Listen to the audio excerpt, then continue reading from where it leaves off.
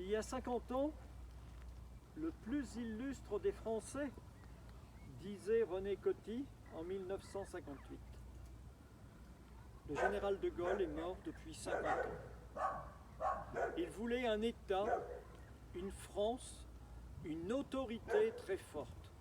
Il voulait être au-dessus des querelles médiocres des partis qui défendent plus leurs intérêts personnels et particuliers et non l'intérêt supérieur du pays et l'intérêt général.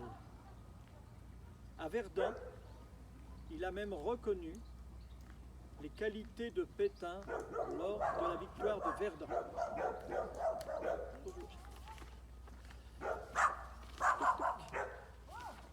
Alors, si vous le permettez, je vais maintenant vous lire ce que j'ai entendu à France Inter, une interview de M. Robert Badinter, qui est revenu sur l'assassinat de M. Paty.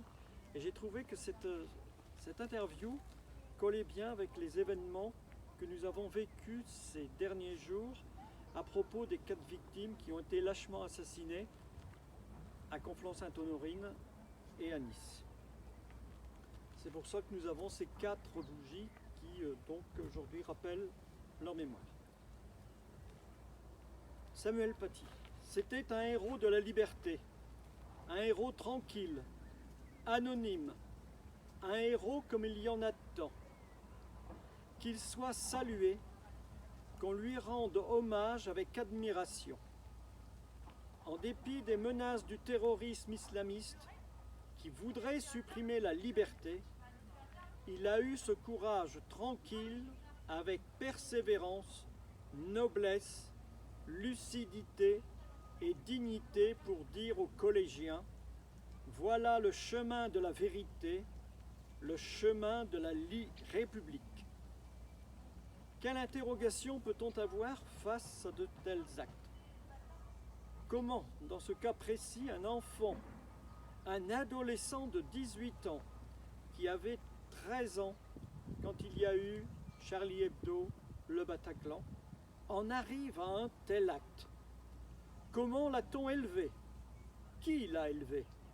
Quels sont ses mauvais maîtres pour qu'il considère que c'est un devoir divin de tuer quelqu'un aussi lâchement?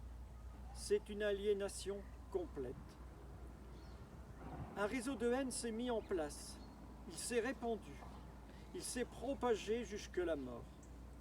Ce sont des doctrines de la mort. C'est la menace la plus vive qui nous menace actuellement. Ce qui nous rassure, c'est la parole du recteur de la mosquée, de quelques imams, qui rappellent que l'islam est une religion d'amour et non de haine et de mort. Leur parole est la plus efficace pour lutter contre cette haine rampante. Il ne faut pas perdre espoir et il faut continuer à en croire en la jeunesse et en celles et ceux qui en assurent l'éducation. L'école transmet un trésor dont nous avons hérité. Il s'appelle la République. Ce trésor offre toutes les garanties. Sa liberté, le droit d'expression pour chacun. C'est cela le trésor qui nous a été légué après des siècles de combats.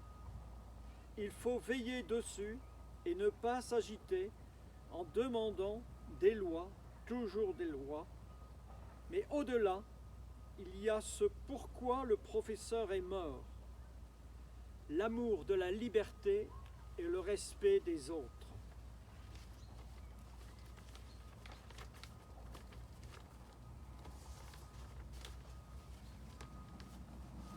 Pour l'assassinat des fidèles dans les lieux de culte.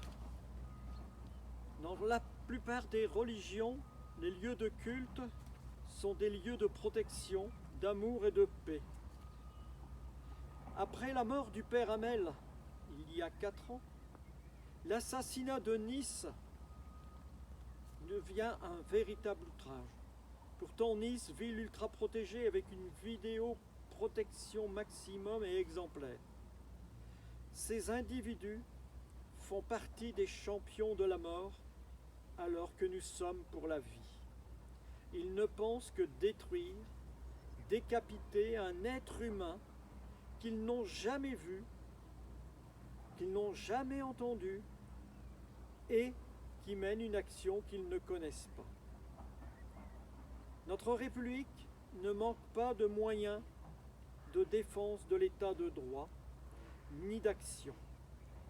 Nous avons le Conseil constitutionnel, la Cour européenne des droits de l'homme. Nous avons ces garanties. Faut-il autre chose? Faut-il d'autres lois? Voilà ce que je voulais vous dire aujourd'hui par rapport à la mémoire et à l'hommage à rendre à ces 4 victimes. Je vous remercie. Maintenant, nous allons entonner la Marseillaise.